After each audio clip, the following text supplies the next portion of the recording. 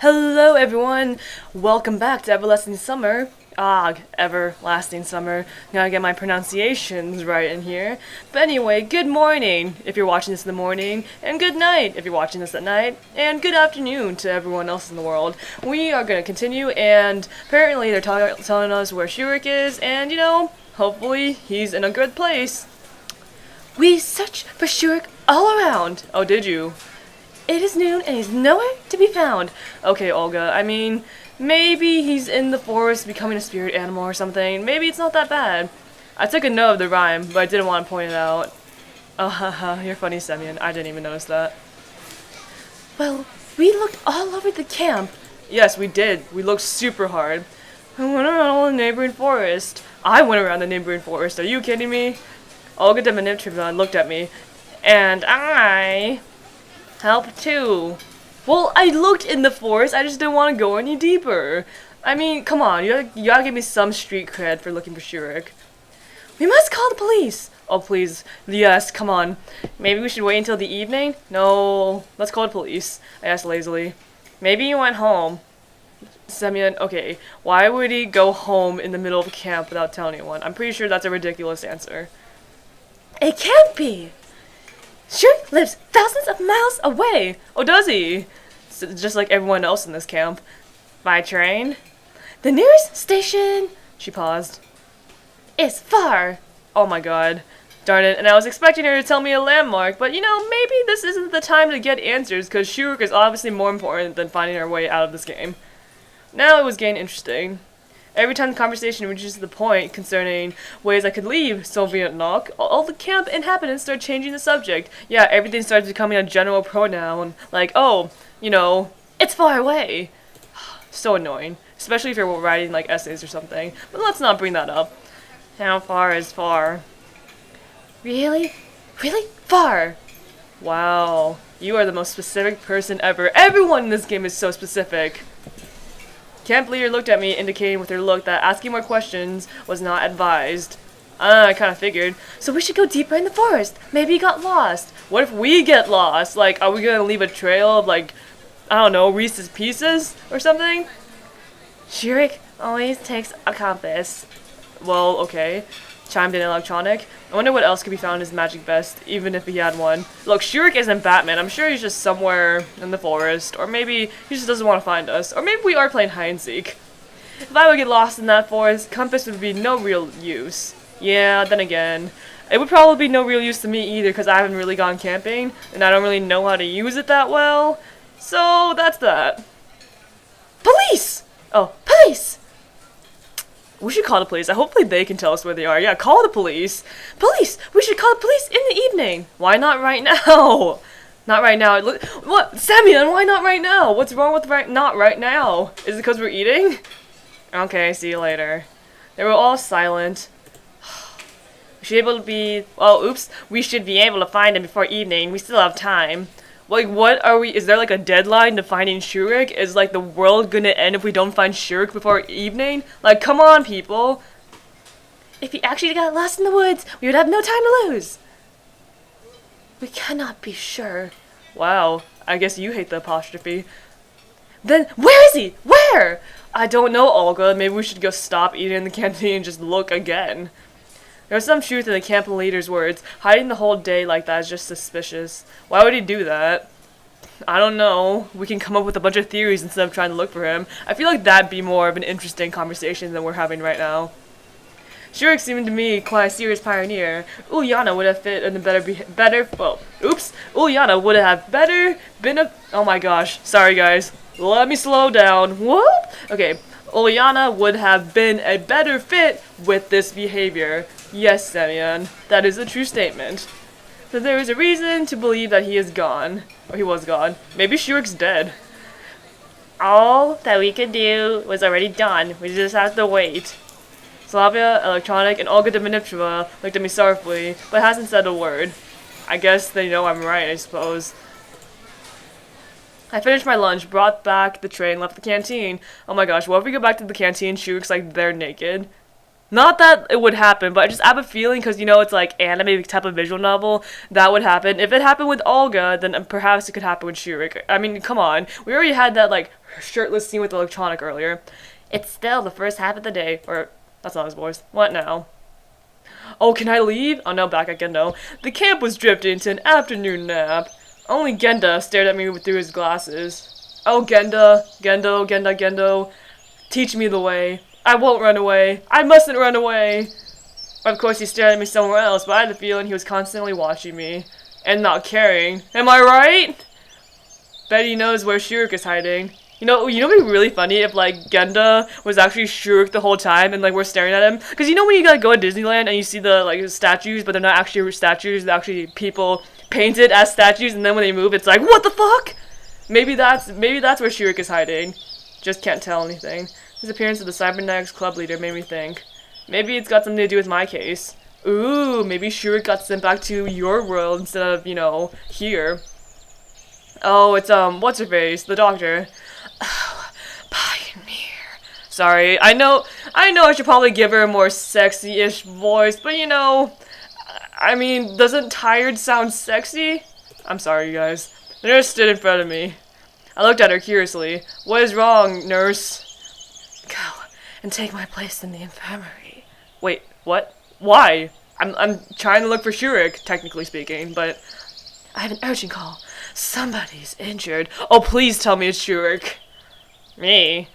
Yes, you. Okay, I just made that super creepy. Why not Lena? Isn't she around? Take the keys! Okay, the keys have been taken. Nurse threw me the keys and ran away. Why me? Why anyone else? Isn't there anybody else still in the camp? What should I be doing exactly? What if something happens? Well, Semyon, the fact that is that I think things have already been happening, it's just that we're just here to clean up the afterwards. Oh, what can I do now? I missed my chance to refuse. Maybe just to leave. I stood in front of the door with uncertainty. On the other hand, there is nothing to worry about. I'll spend half an hour or so, and she'll be back. Please, she's probably dead too. But what if somebody comes for actual help? With a broken leg or an injured hand? Well, the injured hand would make sense. I don't know if someone would come here with a broken leg like, oh my gosh, I'm crawling, please help me, Semyon, help me! But I don't know if that's really gonna happen. I began to worry too much. I hope there are no serious injuries other than bruises and scratches in this camp. Yeah, we wouldn't want anyone to break their bones now, would we? But at the same time, I could not get rid of the idea. Blah, blah, blah, blah. Yes, I know. This is what happens when we get on a new situation. We start thinking the worst. We'll be fine, Semyon. I don't even know how to perform CPR. I don't either, but breathe into somebody's mouse. Yes, guys, let's breathe into somebody's mouse until it works. Magazine on the nurse's table caught my attention. A good way to relax, I guess. Well, what kind of magazine is it? Because, like, if it's like a... What's it called? If it's like a home and furniture magazine, that's probably going to be the most boringest thing ever. Even though that's not a word. Because, when you go to the doctors, it's like you get these magazines and it's like, do I really care about my health and fitness right now? No. Well, okay, that's kind of weird. Okay, actually, no, that makes a lot more sense if they're like health and fitness magazines in a doctor's office. But let me use a different example. So, when I was at my orthodontist, she has a bunch of like, what's it called? Gossip magazines. Those are weird, interesting things to look at. Oh man, I'm so pretentious. JK, guys, I don't actually read magazines, but I just kind of stare at the pretty colors. Oh, I'm so primitive. This is labeled Soviet fashion. Oh my gosh, can we change outfits? Published date or month were absent. So wait, did the date and month aren't here? So did this just like show up out of nowhere? However, this wasn't not a surprise. There was much stranger things happening here. I don't know about Soviet magazines. Maybe they didn't actually have published dates on them. I highly doubt that. I think this is a clue. Models dressed in old-fashioned clothes stared at me with glossy pages. Glossy pages? Nowadays, nobody would put on such clothes. Well, what are they? Give me a CG. I want to see what they look like. Let me judge for myself, Semyon. Come on. I think we would know about fashion. I smirked. I wonder if Slavia, for example, considered this fashionable. Only imagine what would happen. Wait, what? Oh, man. Sorry, every time I see spelling mistake or, like, a letter off, it always, like, bugs me, because I know I wouldn't... Okay, you know what? Never mind. I'm gonna sound too pretentious right now if I continue rambling. Let me pronounce it as it is. Only imagine that wool happened if she appeared in the time wearing something like this. Imagine we are walking in hand. I'm wearing my coat with the hood and she's dressed in a lavish dress covered in laces and thingies. Thingies? Seems like I'm already imagining Slavia in my world. Wait. Weren't we all about Lena earlier? Wait, what happened, Semyon? Are we just thinking about multiple women right now? Man, I hope I don't get the bad ending. Oh, and not only Slavia. Which dress better suits Ulyana? Oh, no, he's going on to different people. Cool. The cute Safarin would look good on Alyssa. The skirt and cardigan would look nice on Lena. And you know what we're into? Skirt and cardigan. I actually think skirt and cardigan are a cooler pair. If only they could be real. No, I saw them, heard them, could even be touched. Well, it's not like they're the models in the picture, Semyon. But still, they were here, and I simply don't belong in this place. Yes, we don't, so we should find a way to hurry back and leave. It's alien for me. Yes, I know. We've had our what's it called? Existential crisis. There is the word. Waiting caused nothing depends on me anymore. I sighed, put my head on the table, and fell asleep. Well, time to go off into Inception. Oh my god, what the heck happened? The door opened. What happened? Lena? Oh, Lena, you look like you're mad at me. Lena stood at the doors. Nurse is not here? Then I'll come back later. No, Lena, come back to me! I'm substituting her. Since I am responsible for the pioneers' lives, I should do it with all the responsibility. Well, yay! At least you have moral quandaries, Semyon. Although, in fact, I was just afraid of something happening because of me. Any health complaints? I tried to give Lena the most accurate smile I could in order not to confuse her. Nothing special. Like, what happened? What happened? Just a little headache. Let's do this! Oh my gosh, let's get some analgesium. I'm sure that's not how you pronounce it. Is it analgesium? An analgesium? Some painkiller, maybe? Is it? Come on, give me some analgesium or whatever. Of course, I wasn't aware where to find the medicines, so it took me long to find them. Finally, I handed metamizole tablet to Lena. I'm guessing that's another medicine. Thanks. You know, I love it when Lena's like eyes just shine up because they shine up so brightly. Because like every time she's in her mad neutral face, it's like oh, but then it's like oh, pop. Her eyeballs just open up. She smiled. That was absolutely unexpected, and I almost lost my touch with reality. Stared at her. Just have a moment. I'm just trying to imagine like Lena just like yeah, thanks, and then Semyon's just like.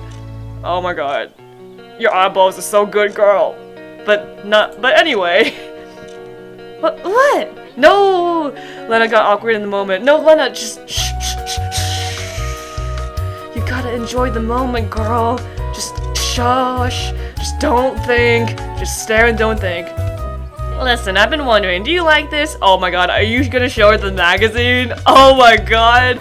Don't know what's gotten to me, but I grabbed that magazine from the table and I showed her the picture of the skirt and the cardigan, which would really suit Lena in my opinion. Maybe I was completely nuts thinking about all the girls in my world, or maybe I wanted to distract myself.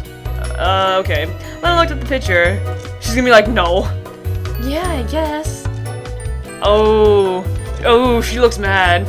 Maybe Lena's actually like a super like cougar on the inside, instead of the shy girl persona that we see her as. Is this stuff like this in trend? I guess. She got confused and started blushing. Why are you asking? Cause I'm imagining you in different outfits, Lena. That's what's happening right now. Oh, I get an option! Oh my god! Oh, oops. Sorry, guys. I just did not expect that. Alrighty then. This is pretty nice. I'm digging the option shorts this year. Alright, you know, I'm gonna go for it. I think you would look gorgeous in it. Thank you. Oh, I don't even get to say it? Aw, man. It's alright. I'm just being completely honest because I think you're, like, so cute.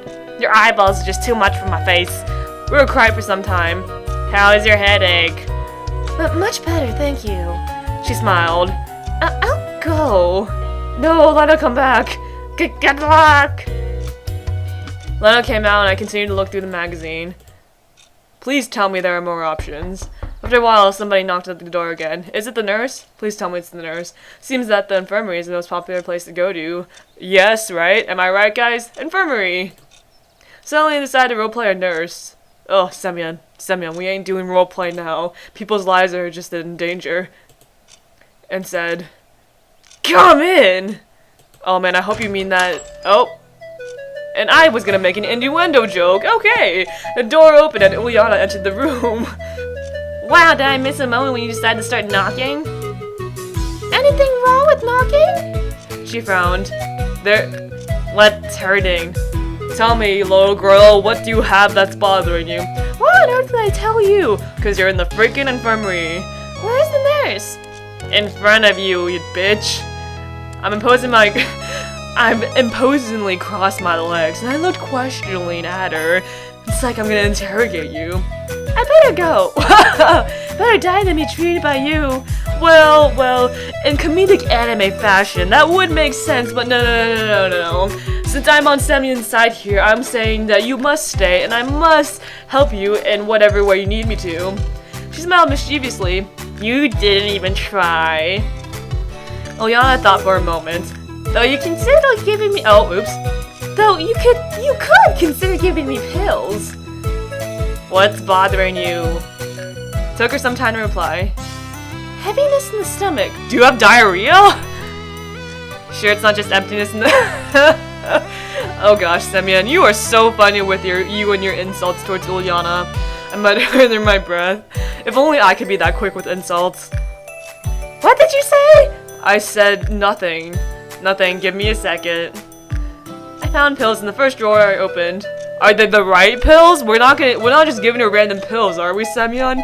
Like, every person is gonna end up being dead or overdosed if we give them the wrong stuff. Thank you, doctor. She smiled cheerfully. Watching Uliana, I could not imagine how such optimistic and active child could have had health problems. Oh, we are gaining a major slew of choices, folks. Oh my gosh, we are just at it. Alrighty then. Stolen candy overdose, right? Got poisoned in the canteen? What is the difference between these two? Okay, I guess stolen candies would imply that we know she stole the candies and we're making fun of her for it. I guess we should be innocent and say got poisoned in the canteen? At least that doesn't sound so rude, right? But wait, no, this is Semyon and Uliana. So technically that means they gotta be, like, sassy, you know? Because they're, like, sassy with each other. Yeah, how about that? Let's be sassy. Stolen candy overdose, right? She gave me a baleful look. You don't look anything like Christian Bale right now, Uliana, so I don't know why that description is being said. No, left everything for you. Uliana ran out of the infirmary and slammed the door. Maybe I shouldn't have said that. Oh, she hates us. But it's okay, we're being sassy. Again, I went into studying the Soviet fashion trends. Man, Semyon, you and your fashion magazines. Jeez, is that our character trait? I feel like if there's ever an Everlasting Summer 2, that's the first thing I want to see. I want to see Soviet magazines. I wasn't searching for Shurik, but there weren't any clues in concerning my state.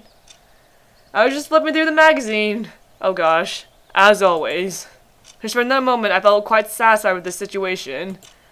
Eventually, everything happening could be seen as some sort of trip to summer camp, and nothing changes anytime soon, then I can start worrying. Well, Semyon, I feel like we should already start worrying, because, like, nothing has been changing, and we are in the same place since day one. Again, somebody knocked at the door. God, who is it this time?